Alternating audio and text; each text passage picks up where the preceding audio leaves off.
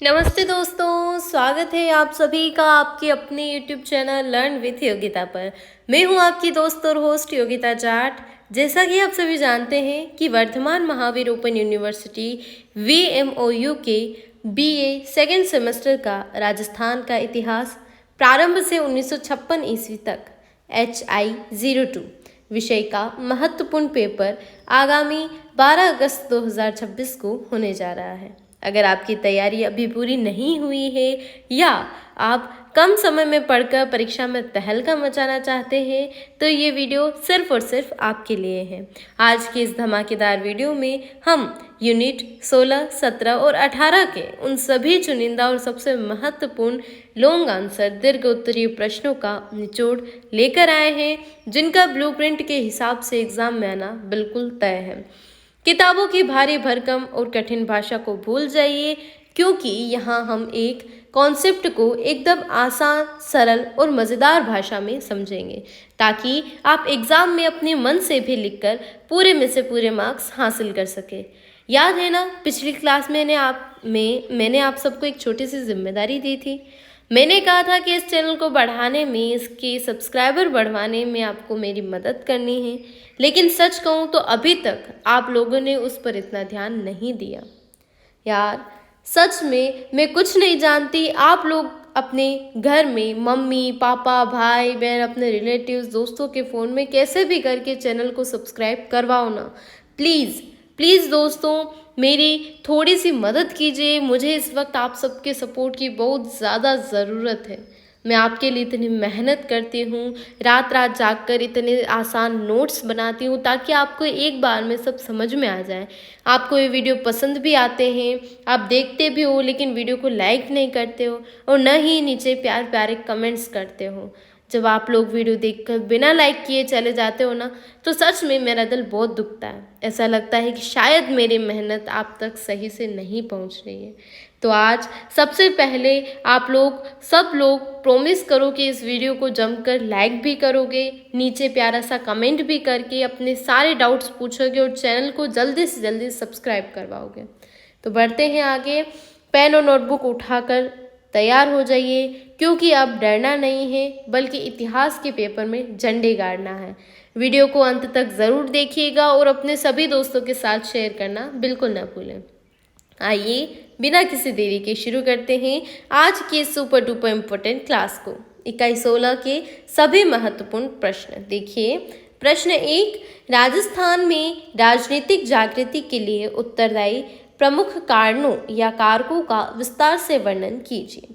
Live class में हमने देखा था कि जो बुक की जो लैंग्वेज है वो बहुत ज़्यादा टफ है, तो उसके लिए मैंने आज आपके लिए इजी लैंग्वेज में लिख कर लेकर आई, क्योंकि मैं इतना कॉन्फिडेंस नहीं है मुझ में कि मैं हैंड टू हैंड कन्वर्ट कर सकूँ और आपके सामने बोल सकूँ, क्योंकि कुछ ना कुछ गड़बड़ ज़रूर हो जाती है, मुझे पता है। इतनी कॉन्फिडेंट मैं अभी तक नहीं हूँ। तो देखिए इसका उत्तर, राजस्थान में राजाओं की तानाशाही के खिलाफ आम जनता में आज़ादी की अलख जगाने वाले कौन कौन से मुख्य कारण थे, आइए जानें। पहला, कृषक आंदोलन, किसान आंदोलन। किसानों पर बहुत लगान और अत्याचार किए जाते थे। इसके खिलाफ किसानों ने संगठन बनाए और आवाज़ उठाई, जिससे पूरे राज्य में राजनीतिक चेतना की शुरुआत हुई। दूसरा, आर्य समाज का योगदान। आर्य समाज ने समाज सुधार के साथ साथ लोगों में राष्ट्रभक्ति की भावना भरी। अजमेर में वैदिक यंत्रालय खोलकर क्रांतिकारी विचारों का प्रचार किया। तीसरा, अंग्रेजी शिक्षा का प्रभाव। अंग्रेजी शिक्षा की वजह से युवाओं ने दुनिया के लोकतांत्रिक विचारों को पढ़ा। उन्होंने राजाओं की तानाशाही नीतियों को समझा और जनता को जागरूक करना शुरू किया। चौथा, मध्यम वर्ग की भूमिका। वकील, शिक्षक, डॉक्टर और व्यापारियों जैसे जागरूक वर्ग ने आगे आकर लीडरशिप की। जय नारायण व्यास और विजय सिंह पथिक इसी वर्ग के थे। पांचवा, प्रथम विश्व युद्ध का प्रभाव। युद्ध के कारण देश में महंगाई और आर्थिक संकट बढ़ गया था।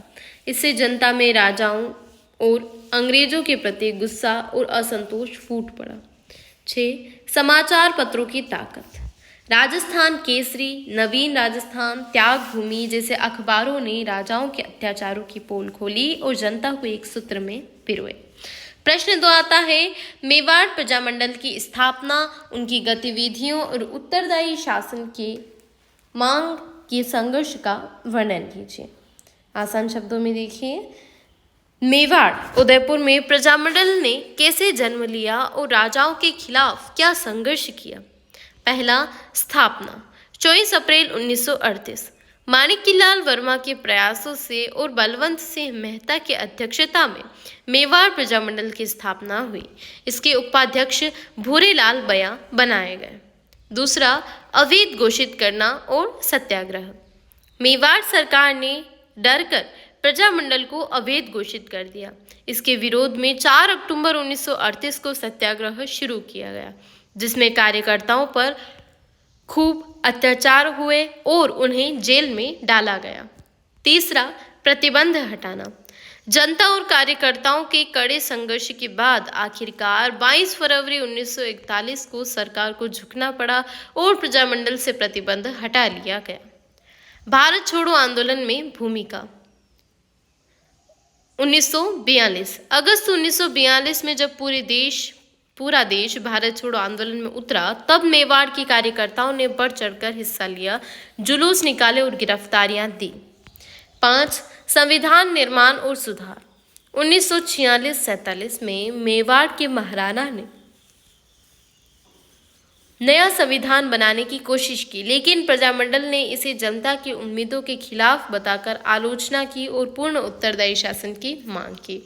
नेक्स्ट क्वेश्चन आता है, मारवाड़ प्रजामंडल, जोधपुर और मारवाड़ लोक परिषद आंदोलन व संघर्ष का विस्तार से वर्णन कीजिए। जोधपुर मारवाड़ क्षेत्र में स्वतंत्रता और अधिकारों की लड़ाई कैसे लड़ी गई। मारवाड़ हितकारिणी सभा 1918। जय नारायण व्यास और आनंद राज सुराना ने राजनीतिक चेतना जगाने के लिए इसकी स्थापना की। सरकार ने इसे प्रजा विरोधी मानकर प्रतिबंध कर दिया। दूसरा, दमनकारी नीतियां और नेताओं का संघर्ष। सरकार ने जय नारायण व्यास जी के साथियों और अन्य नेताओं को बार बार गिरफ्तार किया। व्यास जी ने तरुण राजस्थान अखबार के जरिए शासन की पोल खोली। तीसरा, मारवाड़ लोक परिषद की स्थापना मई 1938।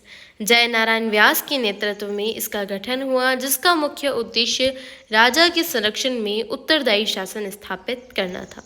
चौथा, डाबरा कांड 13 मार्च 1947। डिडवाना के डाबरा में लोक परिषद के कार्यकर्ताओं की एक शांतिपूर्ण सभा पर जागीरदारों ने भीषण हमला किया और अत्याचार किए, जिसकी पूरी देश में कड़ी आलोचना हुई। 5वां, उत्तरदायी सरकार की स्थापना की मांग। मारवाड़ के लोगों ने लगातार संघर्ष जारी रखा, जिसके परिणाम स्वरूप अंततः मारवाड़ में भी लोकतांत्रिक सुधारों की दिशा में कदम उठाए गए। प्रश्न 4, भरतपुर प्रजामंडल और बीकानेर प्रजामंडल के आंदोलनों तथा उनकी गतिविधियों पर प्रकाश डालिए। देखते हैं, भरतपुर और बीकानेर रियासतों में प्रजामंडलों ने क्या और कैसे काम किया। भरतपुर प्रजामंडल स्थापना 1938 में किशनलाल जोशी, मास्टर आदित्येंद्र और युगल किशोर चतुर्वेदी के प्रयासों से इसकी स्थापना हुई। संघर्ष। शुरुआत में सरकार ने इसे मान्यता नहीं दी, जिसके कारण सत्याग्रह शुरू करना पड़ा। सैकड़ों कार्यकर्ता गिरफ्तार हुए। सफलता। अंततः 1940 में सरकार को समझौता करना पड़ा और प्रजामंडल को मान्यता दी गई। बाद में यह उत्तरदायी सरकार की स्थापना के लिए कई सफल प्रयास हुए। बीकानेर प्रजामंडल स्थापना। महाराजा गंगा सिंह के शासनकाल में बीकानेर में राजनीतिक चेतना जागी। अक्टूबर 1936 में मंधाराम वैद्य ने बीकानेर प्रजामंडल की स्थापना की। दमन और विरोध। महाराजा ने प्रजामंडल के नेताओं को राज्य से बाहर निकाल दिया। रघुवर दयाल गोयल ने बीकानेर प्रजा परिषद बनाई, जिसे भी अवैध घोषित कर दिया गया।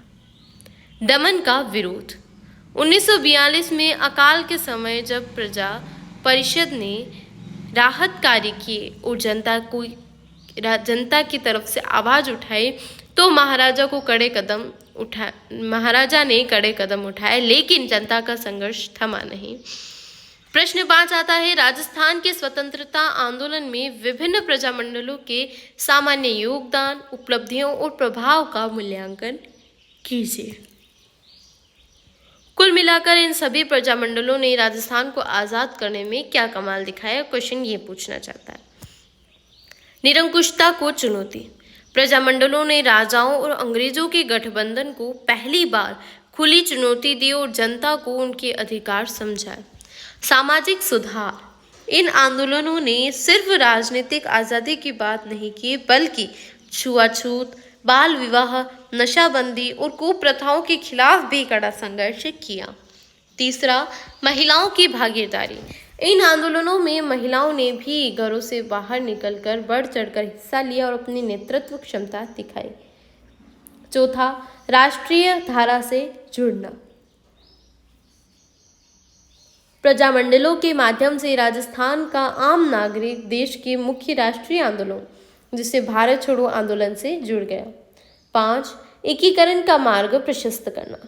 प्रजामंडलों के संघर्ष ने ही आगे चलकर रियासतों के राजाओं के अहंकार को तोड़ा और अंततः एकीकृत आधुनिक राजस्थान के निर्माण का रास्ता साफ किया।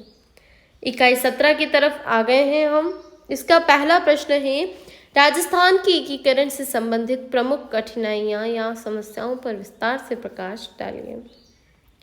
स्वतंत्रता प्राप्ति के बाद भारत को एक सूत्र में पिरोना जितना कठिन था, उससे कहीं अधिक पेचीदा काम था राजस्थान की बिखरी हुई रियासतों को मिलाकर एक राज्य बनाना। एकीकरण के मार्ग में निम्नलिखित मुख्य बाधाएं और कठिनाइयां थीं। पहला, राजपूती रियासतों का प्राचीन इतिहास और स्वाभिमान। राजस्थान की रियासतें सदियों पुरानी और अपनी वीरता के लिए प्रसिद्ध थी। यहाँ के शासक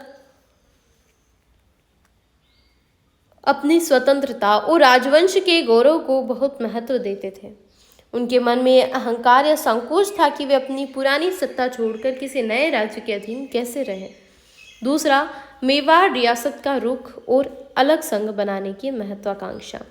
ऐतिहासिक दृष्टि से मेवाड़ का स्थान सर्वोपरि था।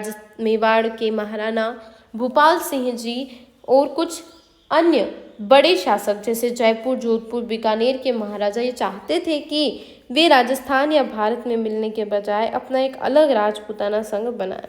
इस आंतरिक प्रतिस्पर्धा ने एकीकरण को बहुत उलझा दिया। तीसरा, रियासतों का भौगोलिक और आर्थिक पिछड़ापन।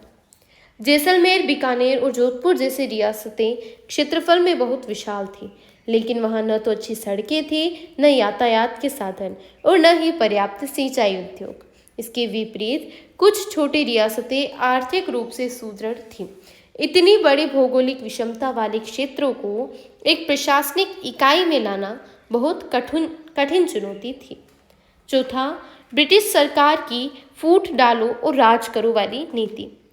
अंग्रेज जाते जाते देशी रियासतों को यह खुली छूट दे गए थे कि वे चाहे तो भारत में मिले, चाहे पाकिस्तान में रहे या पूरी तरह स्वतंत्र रहे। अंग्रेजों के इस प्रावधान से राजाओं को मनमानी करने का अवसर मिल गया, जिससे गृह युद्ध विभाजन का खतरा पैदा हो गया था। प्रश्न 2, राजस्थान के एकीकरण की प्रक्रिया को इसके प्रमुख 7 सोपानों के साथ विस्तार से समझाइए। राजस्थान का यह महान एकीकरण का सफर कुल 7 चरणों में पूरा हुआ। इसे पूरा होने में 8 वर्ष, 7 महीने और 14 दिन का लंबा समय लगा। आइए इन सभी चरणों को विस्तार से समझें। सबसे पहला चरण आता है मत्स्य संघ, जिसका देखिए 18 मार्च 1948 है। इसमें अलवर, भरतपुर, धौलपुर, करौली रियासतों को मिलाया गया। इसका नाम मत्स्य संघ के मुंशी की सलाह पर रखा गया और शोभाराम कुमावत इसके पहले प्रधानमंत्री बने। दूसरा आता है पूर्व या संयुक्त राजस्थान, 25 मार्च 1948। ये भी 1948 में हुआ, ये भी 1948 में हुआ। ये 18 मार्च को हुआ, ये 25 मार्च को हुआ। ऐसे याद रखेंगे तो याद हो जाएगा कि स्टार्टिंग के 3 1948 है। आगे और देखते हैं। इसमें दक्षिण और पूर्वी राजस्थान की 9 रियासतों बांसवाड़ा, बूंदी, झालावाड़, डूंगरपुर, कोटा, प्रतापगढ़, शाहपुरा, किशनगढ़ और टोंक को शामिल किया गया। गोकुललाल असावा इसके प्रधानमंत्री बने। चरण 3, संयुक्त राजस्थान, 18 अप्रैल 1948। इस चरण में मेवाड़, उदयपुर रियासत को भी पूर्व राजस्थान में मिला लिया गया। मेवाड़ के महाराणा भूपाल सिंह इसके राजप्रमुख बने। इसका उद्घाटन देश के पहले प्रधानमंत्री पंडित जवाहरलाल नेहरू ने किया। मतलब ये सब राजस्थान को बनाने का काम चल रहा है। सबसे पहले मत्स्य संघ बना, जिसमें कौन कौन थे? ABCD, अलवर, भरतपुर, करौली, धौलपुर, इनको मिलाया गया। इनको मिलाकर पहले मत्स्य संघ बना। उसके बाद दक्षिण और पूर्वी राजस्थान की 9 रियासतों को मिलाया। इन 9 रियासतों में ये है BBJD, KPSKT, ये सब है बांसवाड़ा, बूंदी, झालावाड़, डूंगरपुर, कोटा, प्रतापगढ़, शाहपुरा, किशनगढ़ और टोंक। इनको मिलाकर संयुक्त राजस्थान बना 25 मार्च 1948 को। ठीक है, उसके पूर्व राजस्थान बना। उसके बाद संयुक्त राजस्थान बना 18 अप्रैल 1948 को। उसके बाद वृहद राजस्थान बना 30 मार्च 1949 को। ये एकीकरण का सबसे महत्वपूर्ण चरण था, जिसमें राजस्थान की 4 बड़ी रियासतें मिली थी। कौन कौन सी? जयपुर, जोधपुर, बीकानेर और जैसलमेर शामिल हुई। हीरालाल शास्त्री इसके प्रधानमंत्री बने। इस दिन की याद में प्रतिवर्ष 30 मार्च को राजस्थान दिवस मनाया जाता है, इसलिए। उसके बाद आता है संयुक्त वृहद राजस्थान। इसमें जो ये संयुक्त राजस्थान है और ये वृहद राजस्थान है, दोनों को एक कर दिया गया। तो शंकरदेव समिति की सिफारिश पर पहले बने मत्स्य संघ को भी वृहद राजस्थान में मिला दिया गया। ठीक है, उसके बाद आता है राजस्थान संघ। इस दिन संविधान लागू हुआ और सिरोही रियासत, जो माउंट आबू है सिरोही, को आधिकारिक रूप से राजस्थान में शामिल किया। छठे चरण में देलवाड़ा को छोड़कर, आबू के देलवाड़ा को छोड़कर सिरोही को शामिल किया गया राजस्थान में। उसके बाद अंतिम चरण था 7वां चरण। राज्य पुनर्गठन आयोग की सिफारिशों पर यह हुआ था 1 नवंबर 1956 को। राज्य पुनर्गठन आयोग की सिफारिशों के बाद मध्य प्रदेश के सुनील टप्पा क्षेत्र को, ये एक क्षेत्र का नाम है, राजस्थान में जोड़ा गया और आबू देलवाड़ा को भी राजस्थान में सौंप दिया गया। अजमेर मेरवाड़ा का भी विलय हुआ। इस प्रकार आज का हमारा आधुनिक राजस्थान पूरी तरह अस्तित्व में है। राजस्थान के निर्माण की जो प्रक्रिया थी, पहले कुछ राज्य मिले, मत्स्य संघ बना, उसके बाद कुछ और राज्य मिले, उसके बाद कुछ और राज्य मिले, अंत में कुछ और चीज़ें बाकी थी। तो सुनील टप्पा और ये माउंट आबू का देलवाड़ा क्षेत्र जो छठे संघ में उसको छोड़ दिया गया था, उसको भी अंत में शामिल कर दिया गया। प्रश्न 3 आता है, राजस्थान के एकीकरण में विभिन्न रियासतों विशेषकर मेवाड़ और कोटा सिरोही के विलय की प्रक्रिया और उत्पन्न विवादों का वर्णन कीजिए। एकीकरण के दौरान कई रियासतों के विलय को लेकर पेचीदे राजनीतिक और सामाजिक विवाद खड़े हुए, जिन्हें सरदार पटेल और VP मेनन ने अपनी दूरदर्शिता से सुलझाया। पहला, मेवाड़, उदयपुर का विलय और शर्तें। मेवाड़ के महाराणा अपनी प्राचीन प्रतिष्ठा के कारण शुरुआत में स्वतंत्र रहना चाहते थे या अपने नेतृत्व में संघ चाहते थे। बाद में लंबी बातचीत के बाद यह तय हुआ कि महाराणा को आजीवन राजप्रमुख का सम्मान दिया जाएगा, उन्हें बड़ा प्रीवी पर्स मिलेगा और उनकी धार्मिक अनुष्ठानों के खर्चे सरकार उठाएगी। इन शर्तों पर मेवाड़ का विलय संभव हो पाया। मेवाड़ के विलय के संभव होने के पीछे ये कारण था। कोटा के महाराव की भूमिका, इनकी क्या भूमिका रही? कोटा के महाराव भीम सिंह जी कला, संस्कृति और प्रगति के पक्षधर थे। शुरुआत में वे हाड़ौती क्षेत्र के एक शक्तिशाली संघ का निर्माण करना चाहते थे, परंतु बाद में राष्ट्रहित को सर्वोपरि रखते हुए उन्होंने संयुक्त राजस्थान के निर्माण में पूरा सहयोग दिया और उन्हें उपराज प्रमुख बनाया गया। तीसरा, सिरोही रियासत का अत्यंत पेचीदा विवाद। सिरोही के विलय को लेकर बॉम्बे, महाराष्ट्र और गुजरात के नेताओं की अपनी मांगे थी। सरदार वल्लभ भाई पटेल ने कूटनीति का परिचय देते हुए सिरोही का कुछ हिस्सा गुजरात को सौंपा और माउंट आबू तथा शेष महत्वपूर्ण हिस्से को राजस्थान का अभिन्न अंग बनाया। इसके बाद 1956 के अंतिम चरण में यह विवाद पूरी तरह शांत हुआ। नेक्स्ट क्वेश्चन आता है, राजस्थान के एकीकरण में सरदार वल्लभ भाई पटेल, वीपी मेनन तथा अन्य स्थानीय नेताओं की भूमिका का मूल्यांकन कीजिए। राजस्थान का एकीकरण किसी चमत्कार से कम नहीं था। यह महायज्ञ को सफल बनाने में राष्ट्रीय नेताओं और स्थानीय प्रजामंडल के दिग्गजों की ऐतिहासिक भूमिका रही। सरदार वल्लभ भाई पटेल, जिन्हें लौह पुरुष कहा जाता है, भारत के गृह मंत्री और रियासती विभाग के प्रमुख के रूप में सरदार पटेल ने अपनी दृढ़ इच्छा शक्ति, कूटनीति और राजनीतिक बुद्धिमत्ता का परिचय दिया। उन्होंने राजाओं को देश की एकता का महत्व समझाया और उन्हें विलय पत्र पर हस्ताक्षर करने के लिए राजी किया। वीपी मेनन, सरदार पटेल के सचिव वीपी मेनन ने व्यवहारिक और प्रशासनिक स्तर पर राजाओं के साथ गुप्त और खुली बैठकें की। उन्होंने राजाओं के निजी खर्च, प्रीवी पर्स और उनके सम्मान की सुरक्षा का कानूनी ढांचा तैयार किया, जिससे एकीकरण का मार्ग आसान हुआ।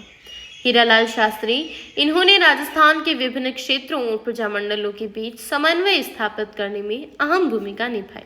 वृहद राजस्थान के गठन में इनका नेतृत्व अत्यंत सराहनीय रहा और वे राज्य के पहले मनोनीत मुख्यमंत्री बने। गोकुल भाई भट्ट, राजस्थान का गांधी, सिरोही और राजस्थान के अन्य हिस्सों में जनता की आवाज को बुलंद करने वाले गोकुलभाई भट्ट ने आम जनता को एकीकरण के समर्थन में एकजुट किया। उनका नैतिक दबाव राजाओं और ब्रिटिश अधिकारियों पर भारी पड़ा। इकाई 18 देखिए, ब्लूप्रिंट का सीक्रेट। इस यूनिट, मतलब वैसे तो तीनों यूनिट का जो भार है, नंबर है दीर्घ उत्तरीय प्रश्नों में, वो अच्छा है, ज़्यादा नंबर देगा, इसलिए मैं क्लास लेके आई हूँ। लेकिन इस यूनिट इकाई 18 से 500 शब्दों वाले लॉन्ग आंसर दीर्घ उत्तरीय प्रश्न सीधे तौर पर परीक्षा में पूछे जाते हैं और इसका अंक भार बहुत ज़्यादा है। और सबसे मज़ेदार बात यह है कि ये चैप्टर इसीलिए भी बहुत ज़्यादा इम्पोर्टेंट है और अच्छा है कि ये चैप्टर ऐसा है कि जिसे अगर आप सिर्फ एक बार ध्यान से समझ लें तो एग्ज़ाम में आप अपने मन से, अपने शब्दों में बनाकर भी बहुत ही शानदार और लंबे आंसर लिख सकते हैं। इसमें रट्टा मारने की बिल्कुल ज़रूरत नहीं है। किताब की भाषा थोड़ी कठिन और इसलिए मैंने इसे एकदम सरल, आसान और रोज़मर्रा की भाषा में कन्वर्ट कर दिया है। आइए इस चैप्टर से जितने भी महत्वपूर्ण लॉन्ग आंसर क्वेश्चंस बन सकते हैं उन सभी को एक एक करके बहुत अच्छे से समझते हैं। प्रश्न 1, प्राचीन एवं मध्यकालीन राजस्थान में महिलाओं की स्थिति कैसे थी? महिलाओं से जुड़ी प्रमुख सामाजिक कुप्रथाओं का विस्तार से वर्णन कीजिए। सरल और विस्तृत उत्तर। जब हम इतिहास के पन्ने पलटते हैं तो पाते हैं कि राजस्थान का समाज मुख्य रूप से पुरुष प्रधान, पितृसत्तात्मक रहा है। इसके कारण महिलाओं को सदियों तक कई प्रकार के बंधनों, पाबंदियों और अमानवीय कुप्रथाओं का सामना करना पड़ा। आइए इन कुप्रथाओं को विस्तार से समझें। सती प्रथा और जौहर की अमानवीय परंपरा। सती प्रथा समाज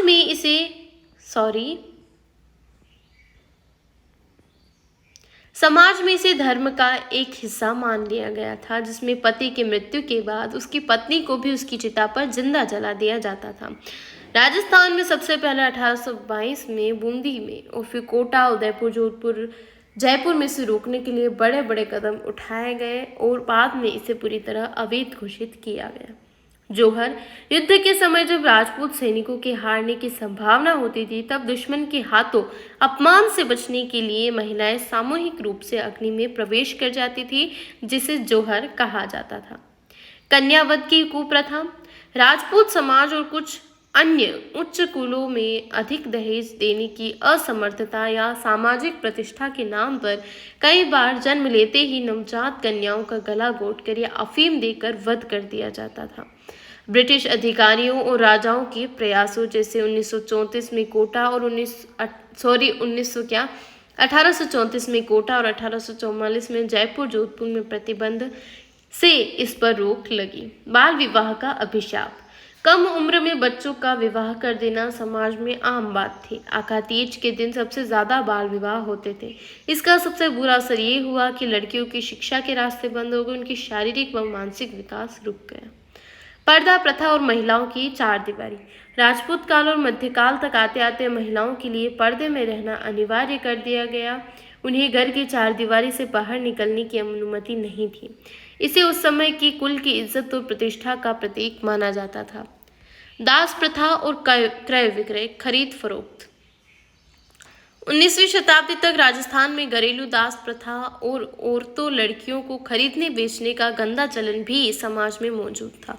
सामंत लोग अपनी हवेली में सेवा टहल के लिए महिलाओं को खरीदते थे।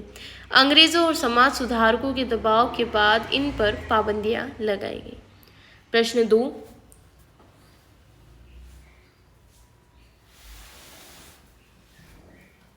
राजस्थान में महिलाओं की स्थिति सुधारने के लिए 19वीं और 20वीं शताब्दी में कौन से सामाजिक प्रयास और सुधार किए गए, विस्तार से समझाइए।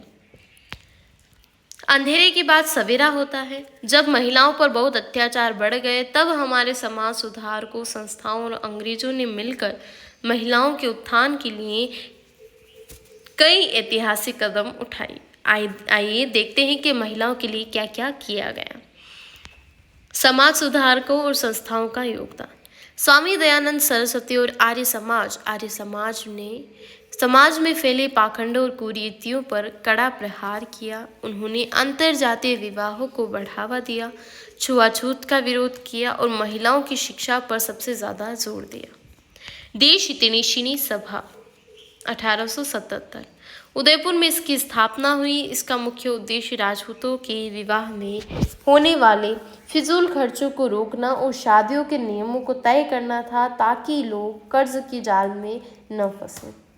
वोल्टा कृत हितकारिणी सभा 1888, इस संस्था ने बाल विवाह जैसी कुप्रथाओं को रोकने के लिए लड़का लड़की के विवाह की आयु तय की। लड़की की उम्र कम से कम 14 वर्ष और लड़के के लिए 18 वर्ष तय की गई। नियम तोड़ने वालों पर जुर्माने का प्रावधान किया गया। बालिका शिक्षा का प्रसार और विद्यालय की स्थापना। महिलाओं के उत्थान की चाबी सिर्फ और सिर्फ शिक्षा है। ये समझकर जगह जगह बालिकाओं के लिए स्कूल खोले गए। निराश्रित, असहाय और दुखी महिलाओं को आश्रय देने के लिए वनिता आश्रम जैसे 1925 में अजमेर में खुला और अनाथालयों की स्थापना की ताकि महिलाएं आत्मनिर्भर बन सकें। कानूनी और प्रशासनिक सुधार। सरकार ने कानून बनाकर सती प्रथा, कन्यावध, बाल विवाह, डाकन प्रथा और महिलाओं के क्रय विक्रय को पूरी तरह अपराध गैर कानूनी घोषित कर दिया। दोषियों को जेल भेजने के कड़े कानून बनाए गए। स्वतंत्रता आंदोलन में महिलाओं की सक्रिय भागीदारी। प्रजामंडल आंदोलनों और स्वतंत्रता संग्राम के दौरान राजस्थान की महिलाओं जैसे अंजना देवी चौधरी, रतन शास्त्री, नारायणी देवी वर्मा आदि ने घरों से बाहर निकलकर जुलूस निकाले, गिरफ्तारियां दी और साबित कर दिया कि महिलाएं किसी से पीछे नहीं हैं। प्रश्न 3, आधुनिक राजस्थान में महिलाओं की स्थिति, उनके अधिकार और उनके सशक्तिकरण, एम्पावरमेंट के लिए वर्तमान में किए जा रहे प्रयासों की विवेचना कीजिए। आज का समय पूरी तरह बदल चुका है। आज की राजस्थानी नारी चूल्हा चौका संभालने के साथ साथ अंतरिक्ष, खेलकूद, राजनीति, प्रशासन और शिक्षा के क्षेत्र में देश का नाम रोशन कर रही है। आधुनिक समय में महिलाओं को मजबूत बनाने के लिए निम्नलिखित कदम उठाए गए हैं। राजनीतिक और प्रशासनिक सशक्तिकरण, आरक्षण। संविधान के 73वें व 74वें संशोधन के बाद राजस्थान में पंचायती राज संस्थाओं, ग्राम पंचायत, पंचायत समिति और जिला परिषद में महिलाओं को 50% आरक्षण दिया गया। आज हजारों महिलाएं सरपंच, प्रधान और जिला प्रमुख बनकर अपने गांव का विकास खुद कर रही और फैसले ले रही हैं। उच्च शिक्षा और रोजगार के अवसर। सरकार द्वारा बालिकाओं के लिए मुफ्त शिक्षा, स्कूटी वितरण योजना, साइकिल योजना और हॉस्टल की सुविधा दी जा रही है ताकि बेटियां उच्च शिक्षा प्राप्त कर सकें। आज राजस्थान की बेटियां RAS, IAS और डॉक्टर, इंजीनियर और वैज्ञानिक बन रहे हैं। आर्थिक आत्मनिर्भरता, स्वयं सहायता समूह, आजीविका मिशन और विभिन्न योजनाओं के तहत महिलाओं के स्वयं सहायता समूह बनाए गए जिन्हें बैंक से आसान ऋण लोन मिलता है। इससे महिलाएं छोटे छोटे उद्योग, हस्तशिल्प, सिलाई और बिजनेस चलाकर खुद पैसे कमा रही हैं। चौथा, सामाजिक सुरक्षा और कानूनी अधिकार। दहेज प्रथा, घरेलू हिंसा, लैंगिक भेदभाव, भ्रूण हत्या के खिलाफ कड़े कानूनी प्रावधान किए गए हैं। महिलाओं की सुरक्षा के लिए पुलिस में महिला हेल्पलाइन और विशेष दस्ते बनाए गए हैं ताकि वे बेखौफ जी सकें। अब एग्जाम के लिए आपके लिए टिप है एक, देखिए, जैसा कि मैंने पहले कहा है कि इस चैप्टर का अंक भार 6 नंबर मतलब 500 शब्दों वाला प्रश्न का है, इसलिए एग्जाम में जब भी इस चैप्टर से प्रश्न आए तो आप उसे इन भागों में बांट कर लिखना। पहला, प्रस्तावना, इसमें क्या लिखना, महिलाओं की प्राचीन हिस्ट्री के बारे में लिख देना, कुप्रथाओं के बारे में लिख देना, सती प्रथा, कन्यावध, बाल विवाह, पर्दा प्रथा, इन अपने शब्दों में अच्छे से आसानी से डिस्क्राइब करके अच्छे से लिखना। सुधार के प्रयास क्या किए गए समाज सुधारकों द्वारा, आर्य समाज द्वारा, कानून का योगदान क्या क्या रहा, आधुनिक सशक्तिकरण में क्या है, शिक्षा, पंचायती राज में 50% आरक्षण और आत्मनिर्भरता वगैरह, ऐसे अच्छे से लिख के डिस्क्राइब कर कीजिए। अगर आप इस फ्लो में लिखकर आ गए तो एग्जामिनर आपको पूरे में से पूरे नंबर देने से नहीं रोक सकता। तो प्यारे दोस्तों, आज की ये महा क्लास यही समाप्त होती है। मुझे पूरी उम्मीद है कि इस यूनिट 16, 17 और 18 के जो भी most important long answer questions थे आपको बहुत अच्छे से समझ में आ गए होंगे और अब आपका इतिहास का डर पूरी तरह खत्म हो गया होगा। अगर आपके मन में अभी भी कोई डाउट या सवाल है तो बिना किसी झिझक के नीचे कमेंट बॉक्स में ज़रूर पूछ लेना और हाँ, वीडियो को लाइक करना, अपने सभी कॉलेज वाले दोस्तों के साथ शेयर करना बिल्कुल मत भूलना। मिलते हैं बहुत जल्द अगली ही ऐसे ही धमाकेदार और ज़बरदस्त क्लास में। तब तक के लिए मन लगाकर पढ़ाई करते रहो और अपना खूब सारा ख्याल रखो। All the best for your exams. Thank you guys.